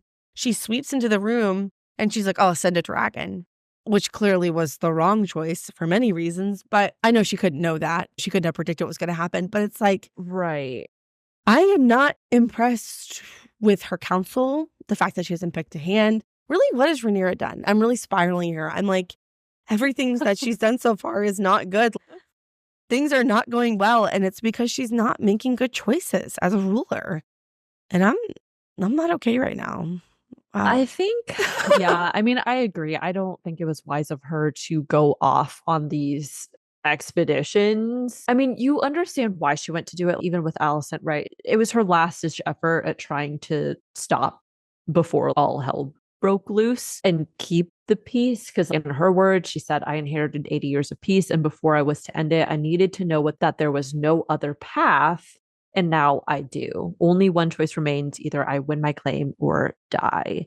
So I think it was interesting because Allison took that conversation between the two of them and just completely spiraled and is now very confused about what she did and the whole situation. Rhaenyra, on the other hand, left, I think, feeling kind of reaffirmed in her claim and now has put that uncertainty to rest and finally takes the reins. Granted, I do agree. I was like, you should have done this quite a long time ago, or a bare minimum, named someone to make decisions for you as hand while you're away on these excursions. But right now, I think she's finally taking action because our council has been egging her to use dragons for quite a while. Yeah. And I think she also realizes that dragons are their best move. She was very reluctant to use them because she understands the consequences of unleashing dragons, but they are their best option at this point. They don't have the men, they don't have the resources to combat King's Landing through typical means. Their only asset and their strongest asset is the dragons and their access to more dragons. So I felt like her coming in here was her finally taking charge and finally taking command of her council and of the war effort for her, right? Like she's finally actually becoming queen after doing whatever, I don't know, whatever she was doing, side questing on random shit for a while, but I do agree though that it was really frustrating, and I understand why Jace was very frustrated with her because she could have died. That's a very fair point. Mm-hmm. I'm just going to need to see a lot of action from Rhaenyra to overcome her lack of inaction and her straight up absence. I mean, it's not good. It's not good. But yeah, we see a rapid succession of cuts. We see Aegon drinking and he pushes a pitcher off the table. And it was so funny. I was like a kitty cat, and a cat was like slowly until it breaks. yeah. And then he gets dressed and he goes to Sunfire. And I thought it was so cute when he sees Sunfire. Sunfire nuzzles him and he just looks so happy to see his dragon. Then you see Rhaenys go to Melee's. At the same time, Rhaenyra is telling Jace about the Song of Ice and Fire. And it's really kind of nice how they did it with Rhaenyra's voiceover to Jace as everybody is preparing for battle. And the conclusion of that conversation is a throne is not a good enough prize to have a war with dragons. It's to protect the future that Viserys spoke to her in the form of Aegon's dream, the Song of Ice and Fire. And that the reason that she's pursuing this is not just so she can sit on a big chair made of swords. It's so she can protect the future. And so Rhaenys, she puts her head against Melee's and she says, it's time to go to war. Time to go to battle. I think it was pretty clear that Rhaenyra definitely understands, and that's why she chooses to tell Jace about the prophecy, and then why Rhaenys offers to go instead of Melee's. But they all really understand that somebody's going to die or somebody's going to get injured very badly at a bare minimum, and they understand the gravity of it, which is why obviously Rhaenys had taken Rhaenyra's place, because originally Rhaenyra was going to go out on a dragon, and Rhaenys was like, no, bitch, don't do that. That's dumb. Yeah, dumb. I'll go instead. Really dumb. And so she chooses to go. Just all the sequence of events really leads you to believe that there's going to be a very tragic event occurring. There's something very bad is going to happen from going to Rook's Rest. Yeah. And it does. Yeah. Yep. So it's time to talk about Rook's Rest. The siege begins. It's pretty typical battle sequence. There's arrows, men are going down. It's chaos. And then you hear someone yell, dragon! And you see Melee's way in the distance and everyone takes off running. And I'm like, yep, that's appropriate. And as soon as Cole sees that, he's like, yes, make the signal. And you're like, wait, what fucking signal? What's going on? And you see the arrows go up. You hear the horn. Then you see Melee's light it up. I mean, she just flies down, starts burning, and you're like, woo, Team Black, like, yeah. And then you see Vhagar and Aemond, and you're like, oh, no. That was the moment where you're like, oh, shit. This is Yes. what Cole and Aemond were really doing. Mm-hmm, mm-hmm. And then Aemond sees Aegon fly over, and he's really angry. I already said this earlier, but I don't care. I'm going to say it again because it's so cute. Vhagar gets up, and Aemond's like, no, no, no. Lay back down. Not yet. And he's just like, okay. Just like, yeah, I totally agree. It was a very cute thing for a vicious dragon to do, and you're like, oh. Yeah. But I will say, I think Aemond was simultaneously angry, but I think he was also waiting to see what was going to play out. Yeah. It was very clear from the sequence of events that followed that I think Aemond really had it in his mind. He's like, oh, great, opportunity, kill two birds with one stone. Oh, yeah. Oh, yeah. So he was going to lay low just to maybe the problems will be taken care of for me and I don't even have to get involved, basically. Yeah. Well, and you see Cole look up at the sky and he's like, where are you, Aemond? You know, like, what are you doing? He's waiting. Yeah. Mm-hmm. Yeah. And the only other thing I had to say about the beginning sequence is that I think Vhagar just wants to Sir Simon Strong summer. He wants to be comfy. He wants to eat. He wants to sit down. He wants to be unbothered. He really is just like the sweetest, oldest dog that you've had in your family for like 15 years, who's just really tired and just like, oh, okay. She needs to retire. I mean, send her into retirement already. She's had too many years of fighting. She's tired. Okay, her old bones need to rest. Old bones. Then the action really begins. Again, Sunfire is just the most freaking beautiful dragon I've ever seen. I love Sunfire, and he's the goodest boy. But yeah, Aegon engages Meleys. And I have to say, Cole is so brilliant in this scene. He sees Aegon. He's like, fuck.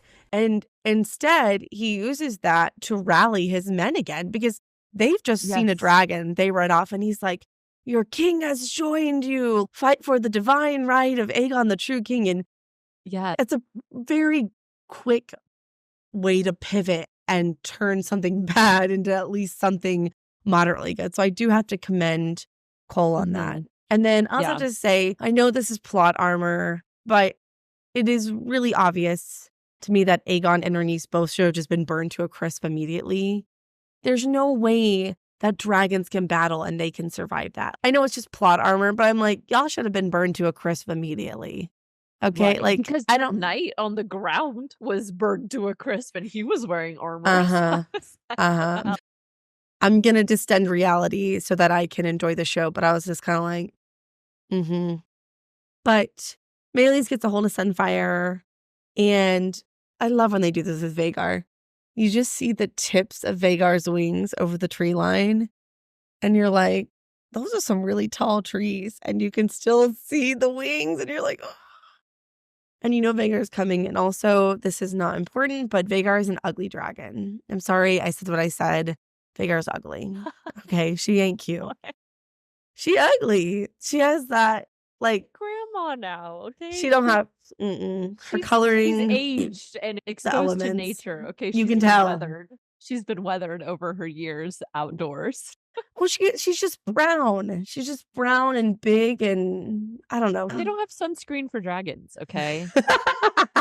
She can't protect her skin and maintain her youthful glow. Okay, fair enough. It's just that every other dragon is so unique. Like Moondancer, Sunfire, Caraxi, Syrax, like they're all nice colors. And then you get brown Vhagar, but whatever. Meleys and Sunfire are going at it and whoop, surprise, here comes Vhagar. And there is a very distinct moment where Aegon and Aemond look at each other, and Aemond orders Vhagar, Dracarys, to fire. And Aegon's like, no, I don't know how you're supposed to interpret it, but it seems like Aemond is trying to kill Aegon on accident. Well, yeah. And again, two birds with one stone. He's like, I can flame both of them, take them both out, I'll be king, solve the problem of Aegon not being fit for the throne, and... great. And I was like, oh shit. Like that's I mean, that's a distinct. big problem for Aemond later on, as we see. Well, pending Aegon's fate. Well, He'll actually, get not away even with though. it. Well, He'll though just say it was an Cole accident. It's a battle with dragons. I guess that's true. But Cole saw him at the end with Aegon, and then Aemond runs away. Obviously, we're still debating to see what becomes of Aegon's fate. Yeah. But I'm sure Cole had the same thought, right? Yeah. When he walked up on Aemond pulling out a sword, and we're like, oh, what were you about to do? Well, okay, we'll talk about when we get there. I have a thought Yeah. about that, but we'll get to that. We'll be there in like Finish the a minute. sequence. Yeah. Yeah. Oh. So Aegon and Sunfire fall to the ground. And again, I'm going to say a lot of unpopular things. Rhaenys is a moron. The moment she saw Vhagar, she should have hauled ass back to Dragonstone. And either, presumably, Aemond went to chase her, and or she could have got Jacaerys on his dragon, Rhaenyra on hers to try to defeat Vhagar. Because otherwise, she's gone. Okay? Or, at bare minimum, she's honorable, right? Okay? I respect that. I get it. If she's going to stay and fight, she should have immediately went to the ground to finish off Sunfire and Aegon. If you know that your death is imminent, you may as well do everything in your power to inflict as much damage as possible. So instead of engaging Vhagar, she should have done as much damage as possible. She could have easily taken out Aegon and Sunfire. She could have done more damage to the soldiers on the ground. And knowing that Aemond and Vhagar would have pursued her close to the ground, we saw Vhagar crush a bunch of his own men. So, yeah. So she should have tried to do as much damage as humanly possible. And instead, she just begins to engage in 101 combat with Vhagar, which she knows that she can't win. It's not very strategic on her part. Again, I'm not knocking her for being honorable, but it's like, if you know you're going to die, go out with a bang, literally. Yeah, I was a little bit confused about what her plan was. I don't know if she just thought that she would be able to defeat Vhagar. You kind of see it a little bit because she goes on to turn around and she pulls a really cool move, which actually I was listening to another podcast about the sequence, and they were saying that they modeled it kind of after how they observed Tory birds. And everything, which I thought was really cool because, she gets up under there, which was smart and does speak to the experience of Meleys as a fighting dragon and Rhaenys as somebody who's been to battle. But they do get up under Vhagar and you're kind of like, oh, like maybe they will do something. But that was short-lived. I just feel like there's a lot of ways you could have gone. Like you could have done, Meleys is smaller and faster, right? So come up from above, go under, do little bites, do little like blasts of fire. Try to kill Aemond, right? Try to blast him with fire. Or this is totally taking the strategy from How to Train Your Dragon. But Vhagar is so big and Meleys is a lot smaller. Is to make a nosedive for the ground, get Vhagar to chase you, and then at the very last second pull up. And Vhagar is so big, he won't be able to stop his momentum and he'll crash himself into the ground. There's so many things you could have done. And I just feel like she just kind of was just like, it's like a giant. She was like trying to die. I'm like she you're just thought she was going to die. So then she automatically acts like she's going to die. Yeah. And just does something not super smart. Yeah, I agree that she should have just left after she took Sunfire down. If she wasn't going to go finish him off, she should have just turned around, went back to go tell them at Dragonstone what actually happened. And then figured out a plan, but no strategy. But I will say it's an absolutely beautiful and epic sequence. It is so exciting. The dragon death spiral just, oh God, that was so cool. I mean, literal goosebumps, which is really especially impressive. I just have to commend all the actors in this scene. All of this is shot on what is basically a mechanical bull with a green screen. So can you imagine trying to put yourself in this situation and the facial expressions and building this sense of terror and dread on a machine, you know? So I have to commend the actors. But as the death spiral goes down, it causes a chain reaction. Vhagar hits the ground. He's crushing people. And Cole falls off his horse and he's knocked out. So then it goes black. And I thought the episode ended right there. And I was like, no! I was like, like what happened? That's what I thought too. Yeah. But you just see Vhagar smushing people. And then Vhagar pops back up And I thought the part was dumb too. Vhagar's huge, right? So if I'm Rhaenys and Meleys, I'm like, where's Vhagar? Well, there's only so many structures large enough to hide him. He has to be on the other side of the cliff, on the other side of the castle. And she just flies right over it. And then he just grabs her. And I'm like, what are you doing? I don't know. I thought it was kind of weird. I'm not going to dwell on it because it's just too upsetting. But Vhagar gets Meleys around the neck. Meleys dies. And then you see the most devastating where Rhaenys just like leans back and she just Well, it's like their final look that they give each other too. Meleys turns around as her neck is severed. And then her and Rhaenys just exchange this long final look. It's just tragic. I mean, I feel like Meleys was like, I'm sorry almost. I'm sorry I couldn't protect you. It's so sad. Okay, hold I don't on want one to think second. about it because I'm like tearing up. I'm like tearing up thinking about it. Oh, Lorraine, it's okay. I know. You're the first one to cry on the podcast. Oh, I wish I could give you a hug. It's okay. I don't like it. It makes me really sad. Lorraine. It's okay. Oh, now you're making me cry.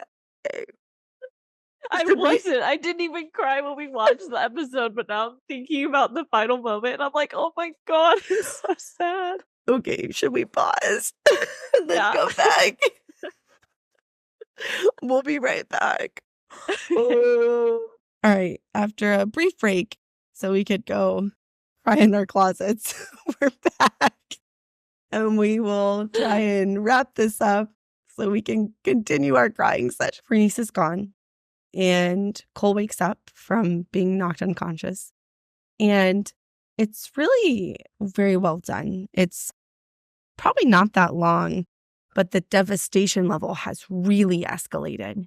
It's just absolute chaos and destruction, and there's dead soldiers, there's scorched earth. And I think this is the moment where he starts to realize what he has orchestrated and what he has helped unleash on the realm of men. And I don't think anyone really truly grasped what a war with dragons meant except for Rhaenyra. And maybe Aemond in a way, but Aemond's okay with it. But I thought it was really especially symbolic and impactful when he goes to get that soldier and he's like, we have to find the king.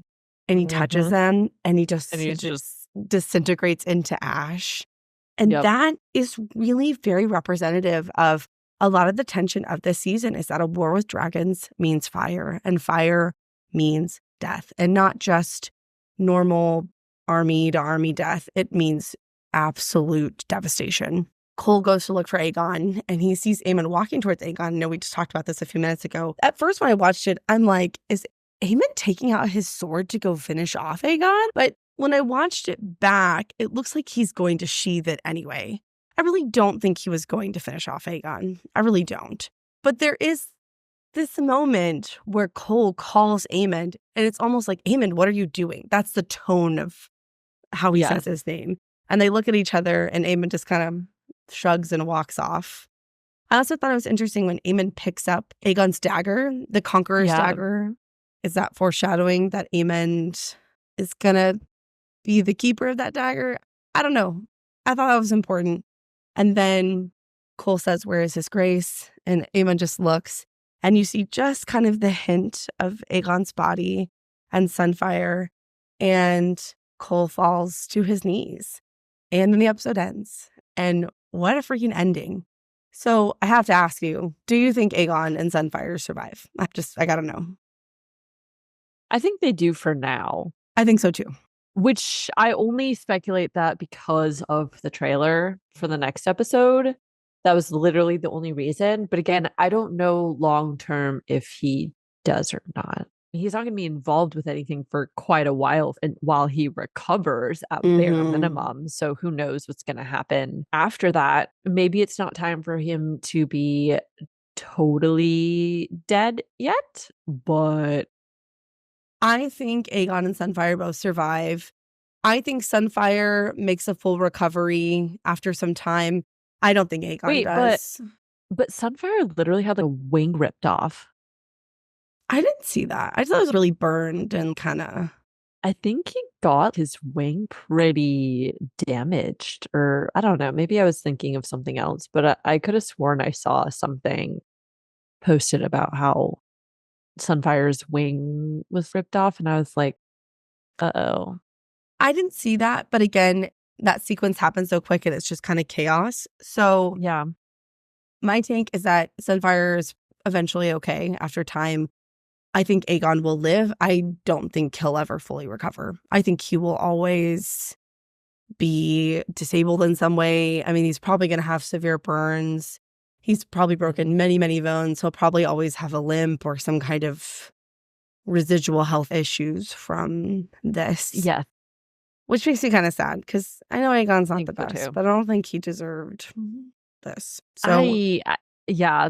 I mean, he literally got flamed by his own brother and plummeted to oblivion. I mean, honestly, he should have died from a fall like that, but he didn't. I don't know. I did think it was really sweet at the end how Sunfire, even as they're both sitting there severely injured, is like kind of covering and protecting, trying to cradling protect him. it. Yeah. I know. Yeah. I don't know. In either case, this is not great though. Although maybe good for Daemon's personal benefit. I guess we'll see how the outcome unfolds. But I also want to know what's going to happen to Cole after this too, because you can already tell that he feels very guilty about what happened. Oh, I don't think anything's going to happen to Cole. Maybe some residual guilt, but ultimately, what are they going to do? It's too late. The path has been set. I wonder if something will happen between him and Allison, though. Allison's going to be like, you're a fucking idiot. And it'll that's split possible. up their relationship. But who knows how long before he'll return to King's Landing? That's true. It could be months or even a year or more before he actually goes back. They may never see each other again, actually. But if they do, that seems likely. Yes. Ugh. What an ending. That was wild. I know. Okay. All right. Well, yeah, that concludes our analysis portion. So now we are going to go to Fantasy Court of Law, where we continue our trial. Where do we currently stand? For Team Green, bit of a mouthful, so I'm just going to try to move through it quickly. But it's very clear from this episode, before we even get to the Battle of Rook's Rest, that they are winning this war. They have a pretty brilliant war strategy that we discussed earlier in the episode.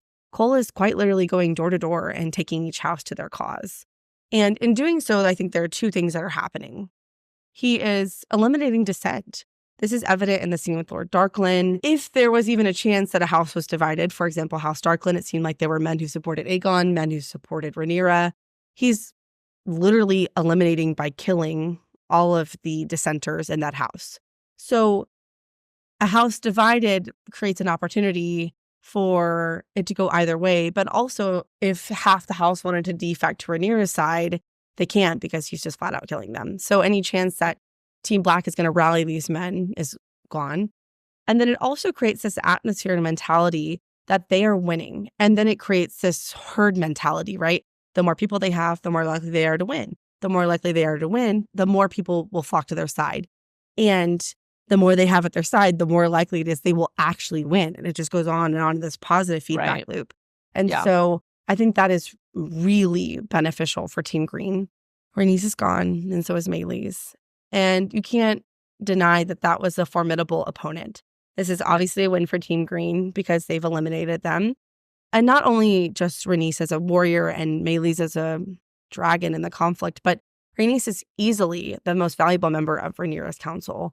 And I feel like her loss is going to set her council even further into disrepair and chaos. And yes, it's a problem. But it's a big win for Team Green. So, I mean, good on them, I guess. And then for Team Black, I don't have a ton for them, but a little bit. The blockade is still in place. King's Landing is continuing to struggle. This is evident in the small council scene in their conversation when Aegon storms out and he's like, you all bore me. But they'd mention not having enough livestock, not having enough materials for blacksmiths, and that is going to continue to impact them. And at some point, it's going to create big problems for them. And then the second thing is the degradation of Aegon's mental state makes them unstable. And here's what I mean by that. Aegon has endangered Team Green's strength and position because of his unpredictable nature. His actions with Sunfire could have potentially altered the outcome of Rook's Rest. And it just makes him a loose cannon. You can't count on him to stay out of the way or get involved when you need him, because you can't tell him what to do because he's the king. And so I think that is to Team Black's strengths. And if they were smart, they would try to manipulate Aegon externally and bait him into doing something that would be beneficial for them. But that would rely on the council being smart enough to do that. But lastly, for what I have, more importantly, it's because of his actions in this episode, he could die. And that might scare people off from supporting him, and they may not want to support Aemond. And I'm wondering if it's a similar situation to Daemon. Remember back in season 1, universally, people did not want Daemon to be named heir. I'm talking way back when, because he was unstable and they didn't think he'd make a good ruler. And Aemond is very similar to Daemon. And we don't get a good feel of overall how the small folk and how other houses feel about Aemond as a potential ruler. But it's possible if Aegon dies and Aemond is the heir, he would sit the throne. People may not feel great about that because of Aemond's reputation. So then it creates some division in Team Green's supporters. There's probably some element too of Aegon was Viserys' first trueborn son. And I think it's kind of similar to Rhaenyra's situation. If Rhaenyra's gone, it makes it a lot harder to support her. People just aren't going to be as supportive as Jacaerys. And I think same if Aegon's gone, people just aren't going to be as supportive of Aemond. So I'm very curious to see how that plays out. Obviously, all of that is contingent upon if Aegon dies. But regardless, Aegon's precarious balance of life is in Team Black's favor. Yes, I agree with that. I think that Aegon being in the condition that he is in now leaves Team Green in a bit of chaos as they try to figure out how they're going to move forward with all of this. And then also for Team Black, I would say they have showed willingness to show force with dragons now. And Team Black does have more dragons. That's Not true. the biggest dragons, and they did lose a dragon, but overall, they still do have more dragons than Team Green does. And for the time being, Sunfire is going to need to recover as well. We don't know how long that's going to take, assuming Sunfire does recover. So that really only leaves them with Vhagar, one dragon. Yeah, that's true. That leaves Team Green with only one dragon to defend against the multiple that Team Black has. Yeah, that's a really good point. But yeah, that's all I had to add. Yeah, that's it. Okay. And last but not least, we still have our favorite moments to share. So what were your favorite moments from this episode? A little bit more than usual. I love when Daemon is talking to Oscar Tully, the young heir to the Riverlands, and he says, well, my time is short and I have need of an army. Perhaps you might place a feather pillow over his head and speed along your inheritance. Yes, that's what I had too. Yeah. Iconic. Hilarious. Who didn't love that? And then I just love Sunfire. I just think it's the cutest, sweetest baby angel dragon. I just love him. Also, kind of reminds me of Andarna from Fourth Wing, the golden dragon. That's how I picture Andarna in my head. That's headcanon for me. And then I thought it was phenomenally epic, the dragon death spiral between Vhagar and Meleys. It's just so visually cool. I mean, literally had goosebumps. And then probably, I think my top moment from this episode is when Cole comes to during the battle and he goes to touch the shoulder of that soldier and he disintegrates into ash. One, just a really cool special effect, but two, just so symbolically important and representative of a lot of the themes in this show. And it was just a really well done moment, I thought.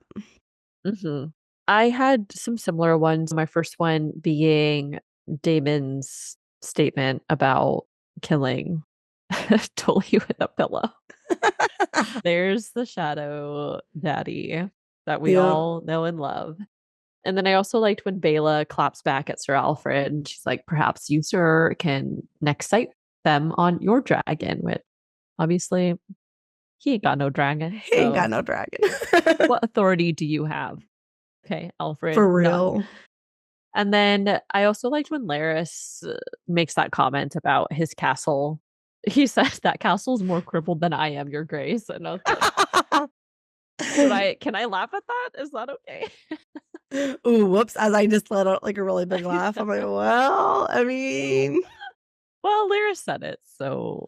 It's fine. It's fine. It's fine. Yeah, it's fine. I thought that was funny though. And then, Yeah. of course, I like the conversation between Aegon and Aemond and Valyrian. And Aegon's like, I can make a war. Like, I have purse. I have, I have purse. I have war. I have dragon. Oh my gosh. The teeniest bit of comedic relief that we all needed in this Grass to sequence it. of events. Uh-huh. And that was everything. It was cool to see the dragons, but I immediately regretted having ever wanted to see a dragon war. I was like, no, this is awful. I don't like this at all. Please make it stop. So I don't want to put it in my favorite moments because I don't want the dragons to be hurt anymore. I know. Are you going to be okay for the rest of the day? I'm going to call and check on you, okay? I'll check on you throughout the day. Wellness check for everybody. Hopefully everybody is on their way to recovering from that episode. But then I'm also like, okay, well, they've started now, so I'm sure there's going to be more dragon deaths coming in this season. Mm-hmm. I feel like everyone needs to be assigned a House of the Dragon buddy. So after traumatic events, you two can check on each other. Like on a field trip, they're like, stick with your buddy, stick with your House of the Dragon buddy, and make sure that each other is okay. We need to start like a little support self-help group so that we can all just conduct wellness checks on everybody after. I know. These battle sequences.